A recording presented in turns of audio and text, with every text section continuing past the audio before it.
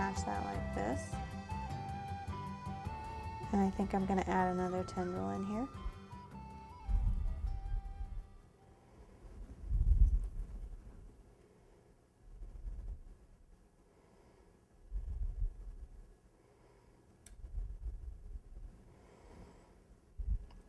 And then what I'm going to add next is actually my flower.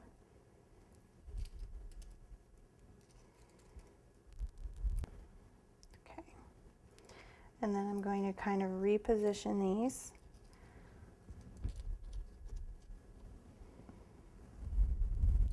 I'm going to go ahead and wrap this last ivy leaf.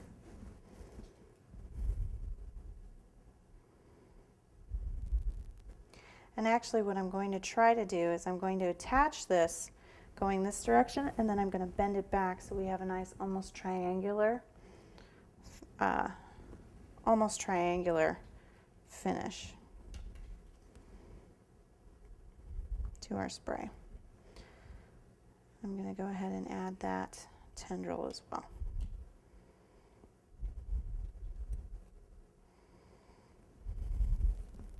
Now this can be sometimes a little tricky to do, so I don't want you to get overwhelmed. But basically what we're going to do is I'm going to cut off that little extra piece right there. And I'm just going to try to kind of slide this up in here. Behind this. And I'm going to kind of bend it at a pretty extreme angle so I can get it taped on.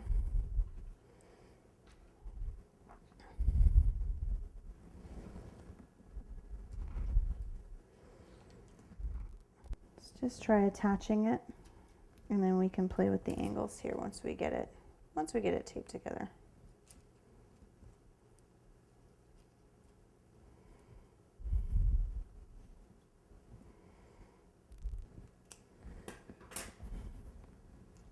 Okay, we did break a leaf, as you can see, but because of the way the leaves are shaped, it's still actually really pleasing to the eye, so I'm going to go ahead and leave it because it actually left a nice clean cut.